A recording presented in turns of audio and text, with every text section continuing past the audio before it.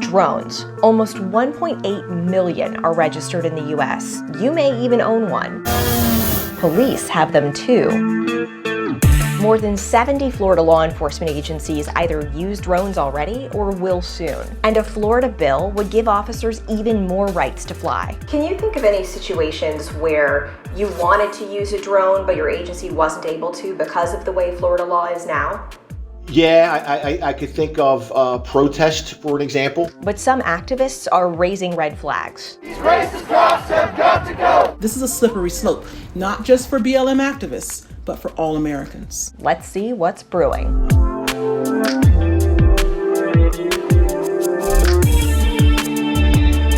I'm Jenna Bourne, and I'm an investigative reporter at 10 Tampa Bay. If you're new here, welcome to our caffeine-fueled, homemade deep dive into issues that matter to you.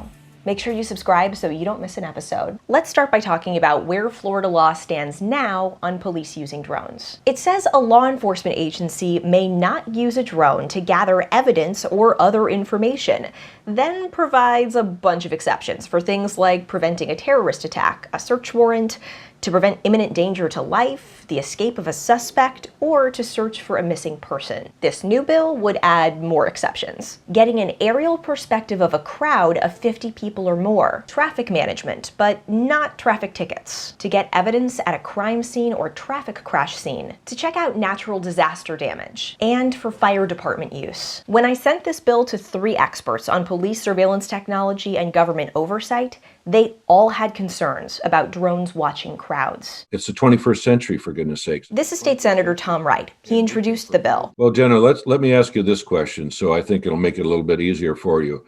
If we know that there's going to be a large crowd of people and it's going to be on the beach, so we'll just put an officer up there in the top floor of the penthouse of the hotel with his high-powered binoculars. Does he need a warrant?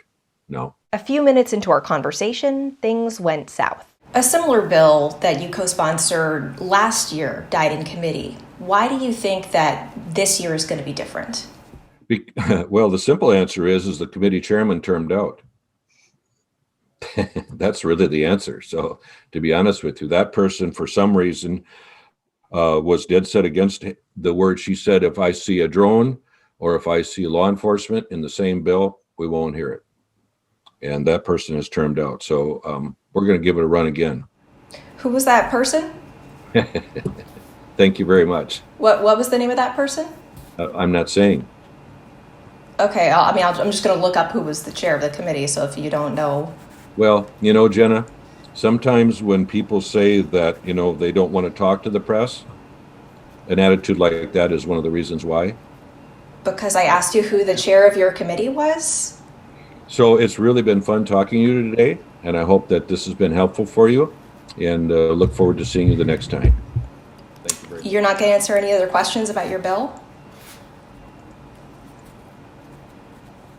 So I did look it up, and the Florida Senate Rules Committee chair in 2020 was former State Senator Elizabeth Benequisto. Her response to this, quote, "People oftentimes remember conversations vastly differently." Let's hear from one of the 3 experts I sent this bill to. What does concern me is when a legislature gives police the ability to surveil people who are engaged in First Amendment activities. So if they're protesting, if they're having a march, maybe they're even having a prayer ceremony outside, or they're having a pride festival. Dave Moss is the senior investigative researcher at the Electronic Frontier Foundation, an organization that works to defend civil liberties in the digital age. What's the difference between police using drones at a protest and, let's say, journalists using drones to cover a protest? Well, journalists have a job to do, which is to gather information and share it with the public. Law enforcement has a totally different mission. Journalists don't have to follow due process. They aren't able to put people in jail. They can't knock on people's doors and serve a search warrant.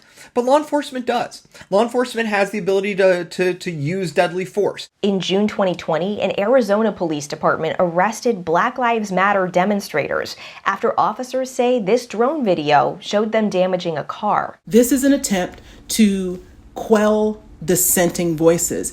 In a democracy, it's a very dangerous thing to do. This is Donna Davis. She's the co-founder of Black Lives Matter Tampa. And she says this reminds her of the FBI's COINTELPRO, short for Counterintelligence Program, which surveilled groups including the Black Panthers in the 1960s. This is not a new thing. This is a revisitation. It's a rehashing of old legal abuse and ways to infringe upon the civil liberties of citizens who are believed to be dissidents or disruptors in a society. Volusia County Sheriff Mike Chitwood sees it differently.